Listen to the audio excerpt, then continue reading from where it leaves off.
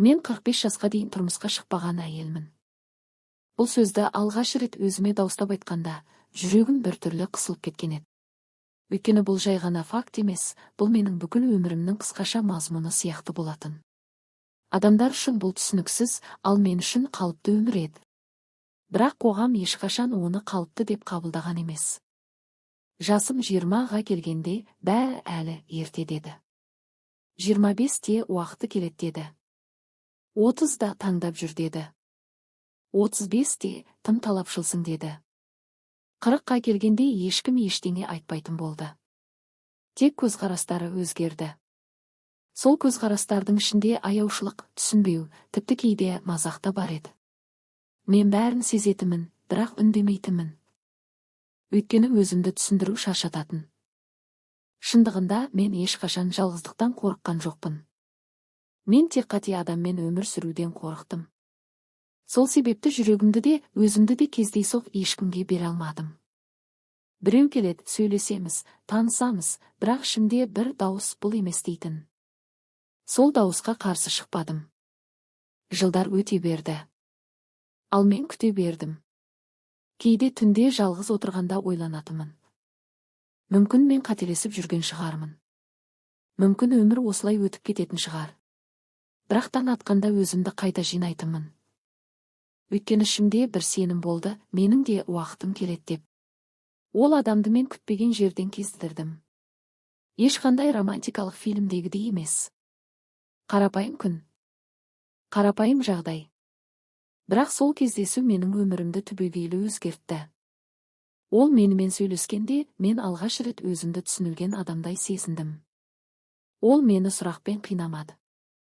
Өткенімді қазбалады. Тек барымды қабылдады. Бір күні ол менің көзіме қарап, сен өзіңді сақтап келе алған адамсың деді. Бұл сөз мен үшін күтпеген еді. Бұрын ешкім менің өмірімді осылай бағалап көрмеген. Керісінше көп адам оны кемшілік деп көретін. Ал ол оны күш деп атады. Сол сәтте менің ішімде бір нәрсе өзгерді. Біз ұзақ жүрмедік.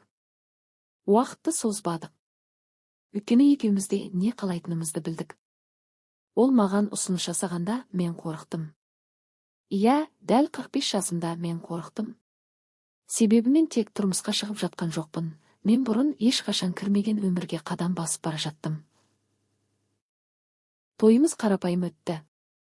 Бірақ адамдардың назары бізде болды. 45 жастағы келін бұл өзі бөлек әңгіме ғой. Біреу таңғалды, біреу күлді, біреу іштей сынады. Мен бәрін сездім. Бірақ өзімді ұстап тұрдым. Өйткені бұл күн менің күткен күнім еді. Бет ашар кезінде менің жүрегім қатты соғып тұрды. Ән айтылып, адамдар күліп, бәрі әдеттегідей өтіп жатқандай көрінді. Бірақ менің ішімде дауыл болды. Себебі мен алда не күтіп тұрғанын білмейтінмін. Бұл мен үшін тек жаңа отбасы емес, жаңа тәжірибе, жаңа сезімдер, жаңа шекаралар еді. Сол түн менің өмірімдегі ең ұзақ түндердің бірі болды. Мен үндемедім. Ол да асықпады. Бөлмеде тыныштық орнады. Мен өз ойларыммен күресіп отырдым. Қорқыныш, ұялу, белгісіздік бәрі араласып кеткен. Сол кезде ол жай ғана менің қолымды ұстап, қорықпа деді. Сол екі сөз мені тыныштандырды. Мен сол түні өз өмірімде алғаш рет бұрын белгісіз болған бір шекарадан өттім. Бұл туралы көп адам ашық айтпайды. Бірақ мен үшін бұл өте үлкен қадам болды. Жылдар бойы сақтап келген нәрсем бір сәтте жаңа мағынаға ие болды. Бірақ бәрімен елестеткендей болмады. Өмір фильм емес екен. Ертеңіне бәрі өзгерді. Үйдегі адамдардың көзқарасы, сыбырлары, күлкілері бәрі басқа мағына бере бастады. Бір нәрсе болғанын сездім. Бірақ нақты не екенін түсінбедім. Таңертеңнен бастап бір түрлі атмосфера болды. Күн ортасына қарай шындық ашылды. Бір әйелдің сөзі бәрін өзгертіп жіберді. Мұндайды бірінші рет көріп тұрмын деді ол. Оның даусында таңғалуда, мысқыл да бар еді. Сол сәтте мен бәрін түсіндім. Сөз тараған. Мен туралы. Менің ең жеке, ең нәзік, ең құпия дүнием туралы. 45-ке дейін ешкім болмаған екен, сонда шынымен сондай болған ба? Қалай мүмкін? Бұл сөздер менің құлағыма анық естілді. Әр сөйлем жүрегіме тиіп жатқандай болды. Мен өзімді ашық алаңда тұрғандай сезіндім. Бәрі маған қарап тұрғандай. Бәрі мені талқылап жатқандай. Мен не сезіну керегін білмедім. Ұялу ма? Ашулану ма? Жылау ма? Мен тек үнсіз қалдым. Өйткені ішімде сөз жоқ еді. Күйеуіме қарадым. Ол тыныш отырды. Сосын маған қарап, «Сен неге үндемей отырсың?» деді. Мен жай ғана. «Мен ұялып тұрмын» дедім. Бұл сөзді айтқанда көзіме жас келді. Ол мені күтпегендей қарады. Сосын жай ғана күлімсіреді. «Неге?» деді. Мен жауап бере алмадым. Өйткені өзімде нақты білмедім. Сонда ол, «Сен ешкім жоғалтпаған нәрсені жоғалттың ба?» деді. Бұл сұрақ мені тоқтатты. Мен ойландым. Шынымен де мен не жоғалттым?